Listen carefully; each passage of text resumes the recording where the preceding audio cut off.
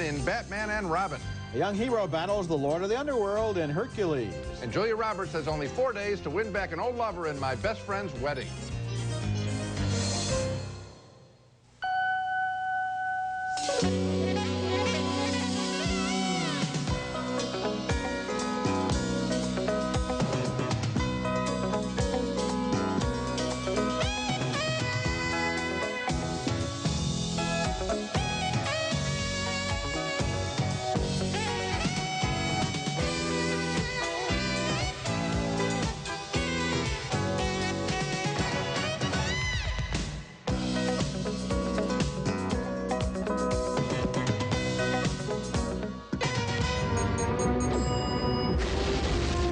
George Clooney takes over as Batman, and Robin, played by Chris O'Donnell, joins him in combating Arnold Schwarzenegger as Mr. Freeze in Batman and Robin, one of 5 new summer movies we'll be reviewing this week on Siskel and Ebert.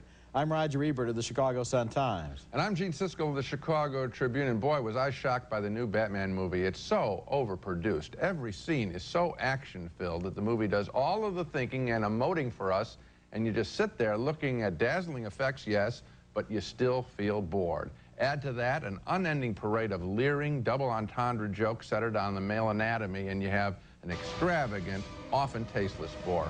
I saw plenty of walkouts at the public screening I attended, and I would have been there with them. Here's the opening action scene as Batman and Robin first encounter Mr. Freeze in the Gotham Museum of Natural History. He's trying to steal a giant diamond.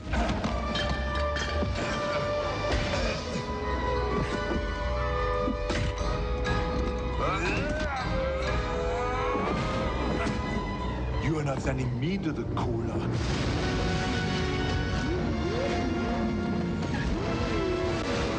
So far, so good. Too bad we're only 10 minutes into the movie as the scene continues. Stay cool, bird boy. Batman has another adversary in the film, a lissome creature known as Poison Ivy, played by a languorous Uma Thurman. One problem with her character, she spreads poison, but no one itches. They just swoon. Why are all the gorgeous ones homicidal maniacs? Is it me? Part of the byplay between Batman and Robin involves jealousy. She's infected us with some sort of pheromone extract. Oh, is that what it is, Bruce? I'm under some kind of magic spell? She wants to kill you, Dick. Well, I've already delivered my criticism of Batman and Robin. The action sequences are overstuffed. They're burdened by wall-to-wall music. The joking is all below the belt. George Clooney is a good-looking bore in his role, and boring is the last word I would have expected to use so often in describing such a high-powered and, again, well-produced but overproduced Batman movie. I didn't like it either, Gene, although I guess I liked it a little more than you did. I would give it 2 stars. How many would you give That's it? exactly what I'm giving, Roger. Okay, fine. It is true that the action sequences are so busy that you can't get involved in them. They're too hard to follow. It's like there's a pinball machine with all 5 balls on the machine at the same time. And as for Clooney as Batman, you know, I realize this time it doesn't matter who plays Batman. Right. I think they cast him according to the chin, which is all you can see when he has the costume on, because there's no real interest in the Batman and Robin characters. It's always the villains. Yeah. And these villains are not really up there with Jack Nicholson, Danny DeVito, Tommy Lee Jones. But even apart from that, there were so many questions about Batman and Robin that would be interesting to answer if the movie had any serious interest in its characters. Also, but Tim Burton is another level of filmmaker than Joel Schumacher, and Tim Burton puts a psychological approach in his filmmaking that is at least more interesting. We've liked the other pictures. Here, you're quite right. There is nothing, there's no human element. When the butler is the one thing that you respond to emotionally because he may die, that's a sad commentary. And his niece comes from England, Alicia Silverstone, without a British accent, and it's kind of a disappointment as Batgirl. Actually, I did like Uma Thurman, though, as Poison Ivy. She has some good Wouldn't the scratching have been... If Poison Ivy wanted to have somebody scratch. I mean, they even blew that obvious thing. Okay, coming up next, Hercules, the new Disney animated feature. When he smiled, the girls went wild with Roseanna. Father, I've beaten every single monster I've come up against. I'm the most famous person in all of Greece. I'm an action figure. A sly little in-joke about action figures there as Hercules, the Greek god of strength, has a chat with his father Zeus in Hercules, the sassy and entertaining new full-length animated feature from Disney. This is the first time the Disney animators have plundered Greek mythology for a subject, and they found a wealth of rich material, including a first-rate villain. His name is Hades. His voice is done by James Woods, and his hair turns blue or red, reflecting his emotions like a mood ring. What? The fates are here and you didn't tell me? We are worms! Worms! A memo to me, maim you after my meeting. The look of the film is a little different this time. Disney turned to Gerald Scarfe, who was famous in Great Britain for his political caricatures, to suggest an edgier look.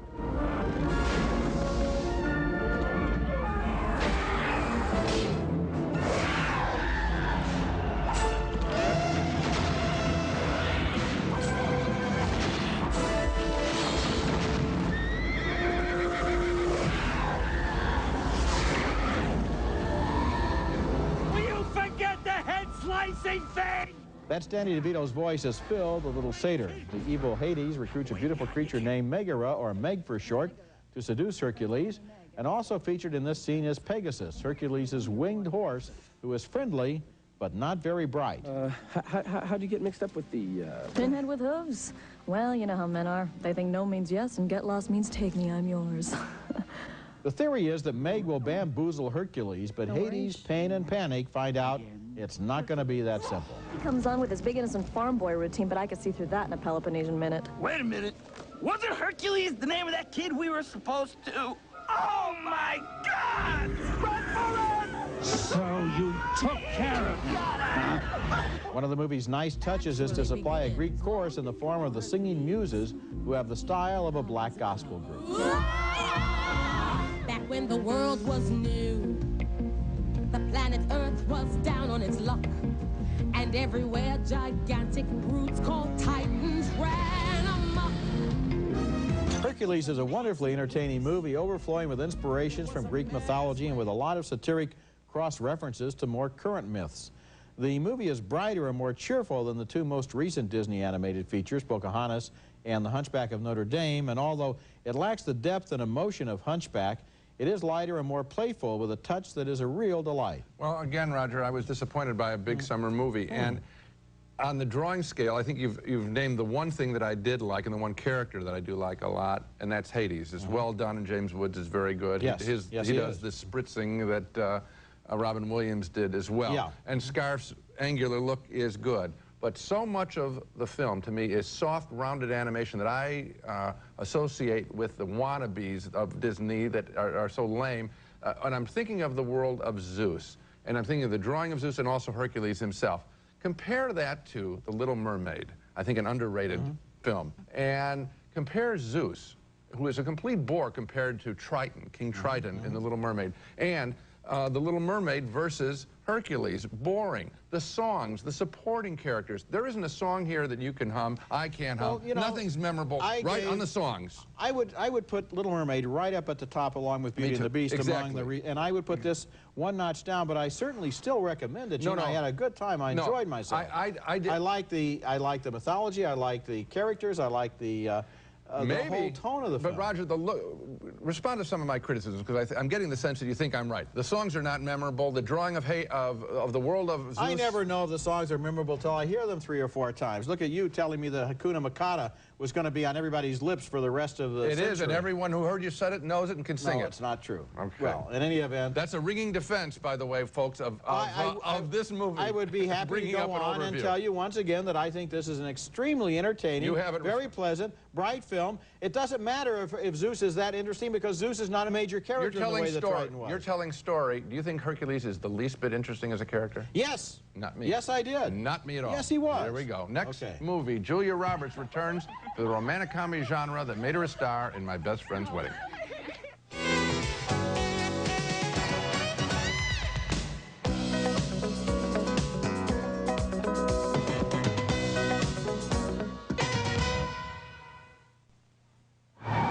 So this means that I have 4 days to make you my new best friend and be my maid of honor? What? Why not? You're practically the best man anyway.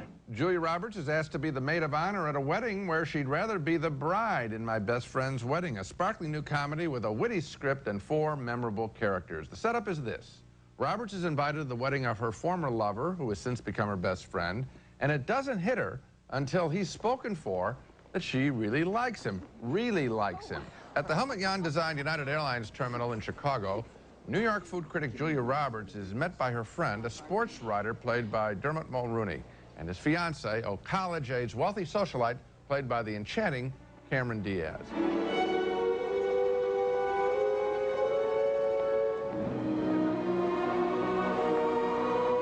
Oh, this just makes everything so perfect. From the day I met Michael, all I've heard is Julianne this and Julianne that. It kills Julia Roberts, of course, that her pal's fiancé is so darn nice. Would you rather the daffodil? I thought the bridesmaids all wore the same dress. Not you. You wouldn't be comfortable unless you were distinctive. What else did he tell you? Frustrated, she decides to break up the marriage and turns on the charm for her old boyfriend in front of his sports writing colleagues and future father-in-law who owns the Chicago White Sox. Now remember, it is the duty of the best man to dance with the maid of honor. Dance? You can't dance. When did you learn how to dance? I've got moves you've never seen. Another delightful complication in the story involves an attempt by Roberts to get her old boyfriend jealous. Just before the wedding, she floats the rumor that she's engaged to her magazine editor friend George, played by Rupert Everett, in a very good role. He's a gay man, and he's not, in this movie, the object of jokes. Underplay. Got it. Hey! I'm Jules's fiancé, George. Just in time for a quick pre-conjugal visit, if you catch my drift. I do. You're gonna humiliate me, aren't you? Only if I can. Now, the way the stories of these four characters is played out is quite satisfying. Screenwriter Ronald Bast, one of the very finest in the business, he also wrote Rain Man and the Joy Luck Club, has come up with another smart piece of work. My Best Friend's Wedding is funny and sweet, and above all, offers four excellent actors playing their hearts out on screen. I thoroughly enjoyed My Best Friend's Wedding. I liked it too. Maybe not as much as you did. I really did. I do recommend it. And the thing I liked is that it wasn't predictable. At the beginning, I thought it stars Julia Roberts, so she has to wind up with Dermot Mulroney. I thought that those were the rules out in Hollywood, right? The big female star has to wind up with the guy, and it turns out to be a lot more complicated than that. And these people go through a lot of changes, and at one point, what happens to her character and how her character is treated could not have possibly been foreseen by anybody who thought this was a formula picture. And that's why I credit Ronald Bast. Yes, you're quite right. This guy has too much pride, and that's where the challenge should be to other writers. If the best in the business can do this, then challenge yourself. Yeah, okay, and another interesting character is the Rupert Everett character. Yes. He is full-dimensional. He has a lot of fun in the film with himself, with his identity, with his relationship with Julia Roberts, and with the people who are around him.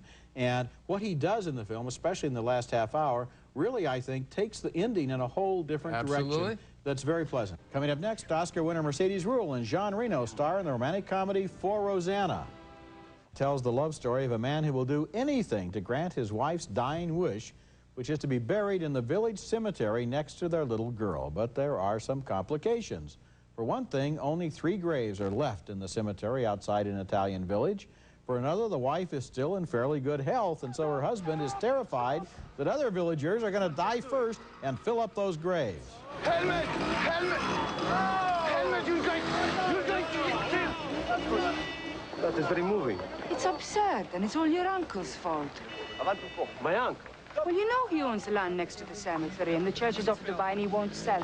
That's John Reno as Marcello, the loving husband, and we saw Polly Walker as his wife's sister, and the late Mark Frankel as the handsome young man who likes the sister. But there's a complication there, too, because Roseanna tells her husband, after I die, I want you to marry my sister. Roseanna is played by Mercedes Ruehl, who won her Oscar for The Fisher King. I didn't realize you were aware of my sister's assets. I'm not. You just said you were. And in a quiet moment, Roseanna tells of her dreams of being reunited in death with her little daughter. Don't die, Roseanna. Only if it's God's will. For Roseanna isn't an Italian film, but an American film shot in Italy with Italian accents, which is an approach you don't often see. And it's a heartwarmer, a clever mixture of romance and farce. Jean Reno, best known here as the tough star of The Professional and Mission Impossible, has fun here in some scenes that border on farce as he runs around town trying to keep people from untimely death and even hides a corpse to keep the cemetery from filling up. For Roseanna is a small, sweet, funny film. Yes, it is, and it has as much heart as laughter in it, too, because the way Mercedes Ruehl plays her character, and again, I'm glad you pointed out, it's an American film, and it's convincing, and this this is not an easy thing to do, or it would be done more often, frankly.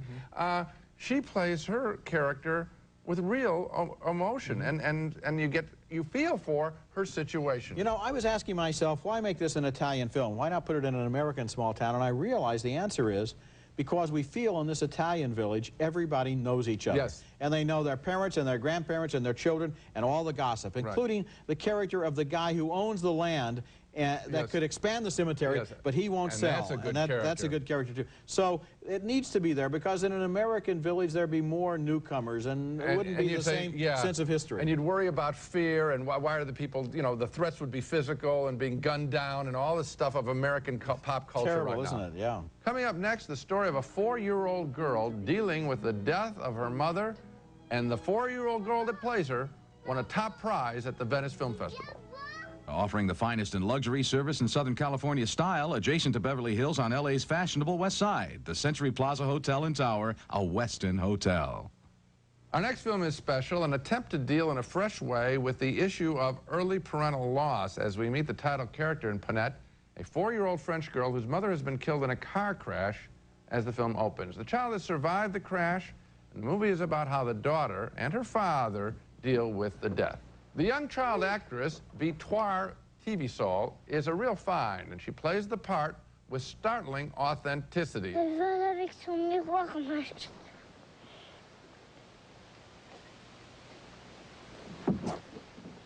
est morte.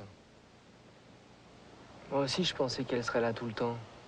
A scene of the child praying for her mother to talk with her after her death is touching, and precisely the literal way children can act in such a situation.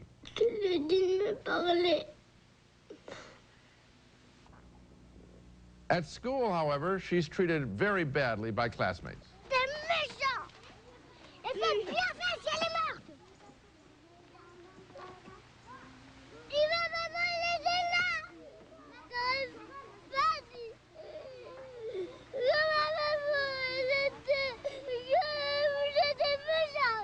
Ponette concludes with powerful scenes between the dead mother and child, and the teaching that is done is both sensible and sweet.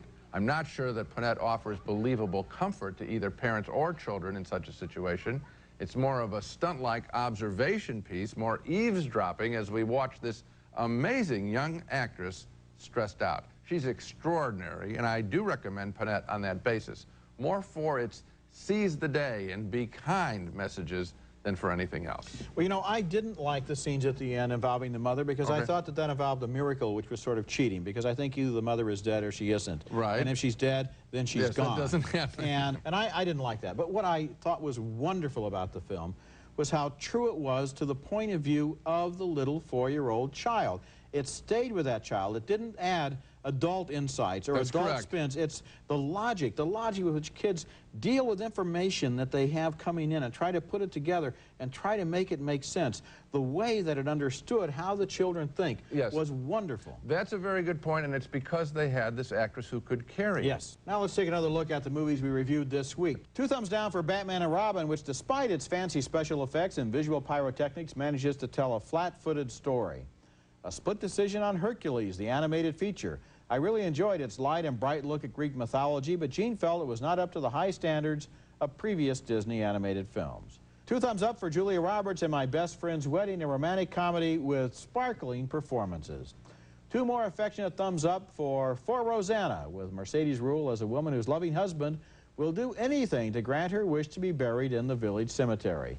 And 2 thumbs up for Ponette, an extraordinary film that enters into the mind of a child whose mother has been killed and is able to recreate how children think and learn. So some good movies this week. Yes. My Best Friend's Wedding, again, is the romantic comedy that I know big audiences are looking for. And I know, Gene, that families are going to like Hercules. I liked it.